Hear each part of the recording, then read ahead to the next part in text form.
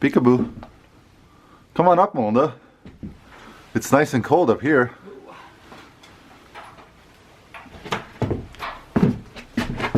Welcome to the loft. Welcome. Yeah. Let's sort some trains.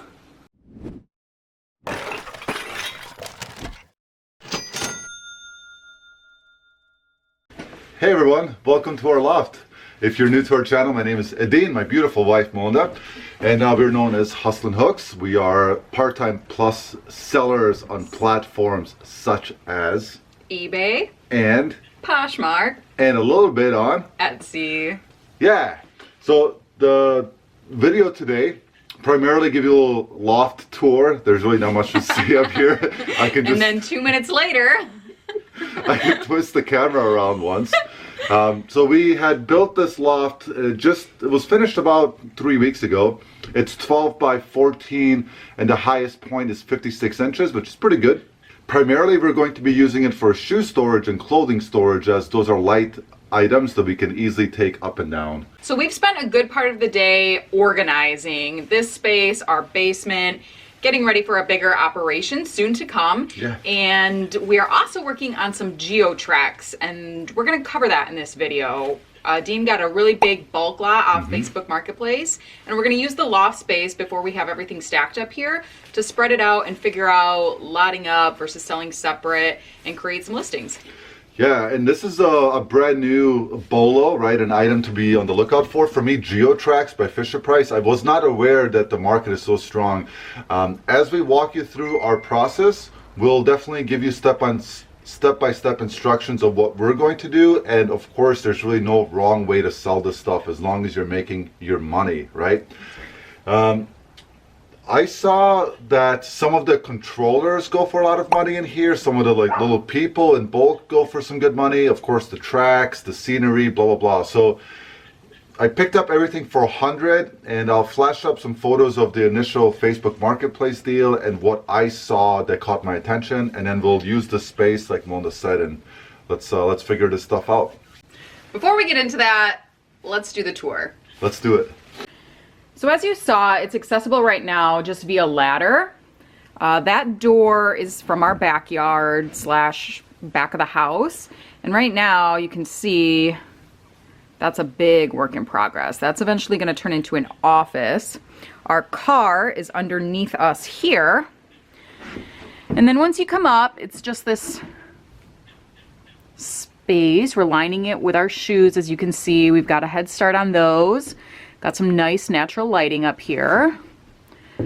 So our shoes are going to line all the sides. Hi. I can't stand up here. And then in the middle here is where we're going to put the racks for our clothing. So that should take up the center, and then we'll have a good amount of space to walk around to grab things and pull them for packing. Yeah. For now, until that happens, this is a great opportunity for us to really lay these tracks out and see what we have. So let's do that.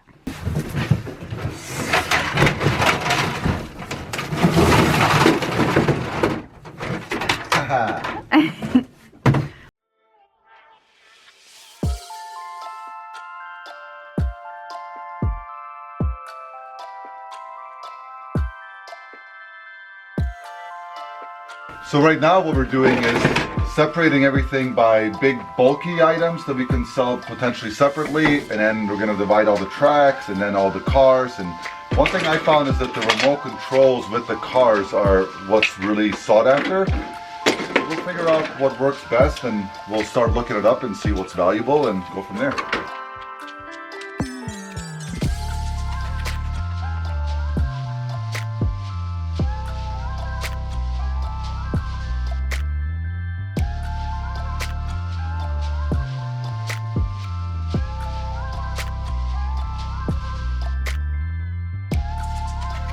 That doesn't belong there. Anybody know what this thing is?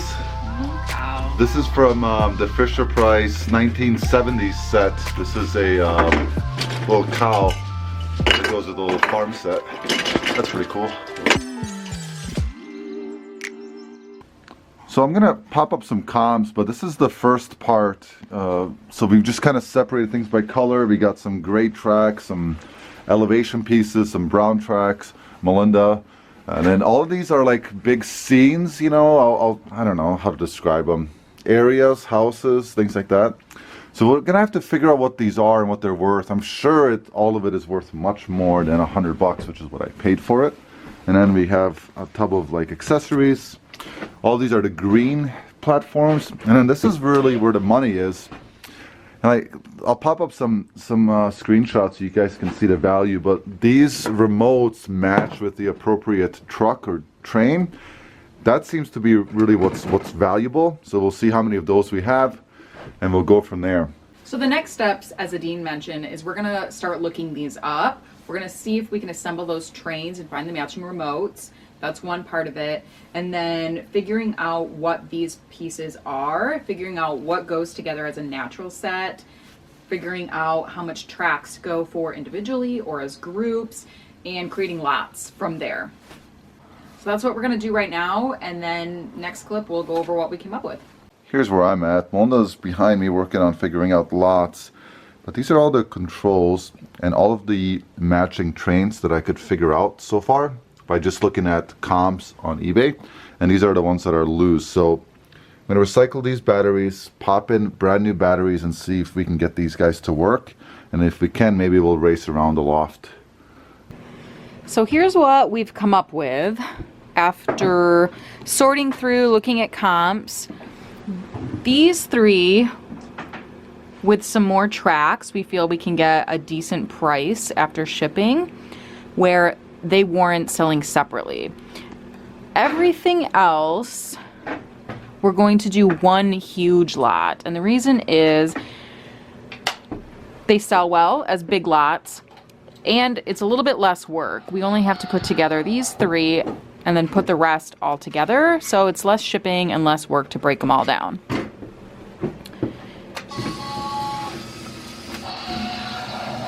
They work.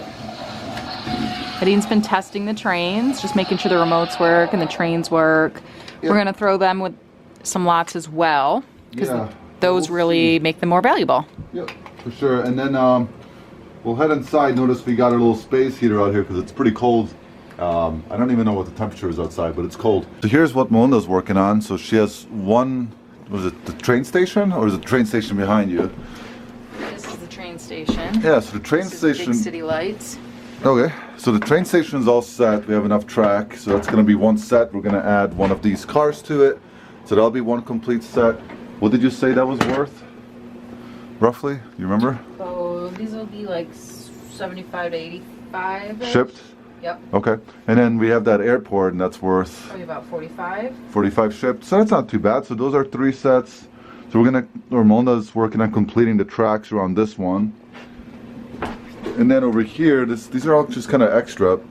And what we'll do is just lot all that up and call it one. So yeah, we're almost done up here. We're gonna then head inside the house and start making sets and getting them listed.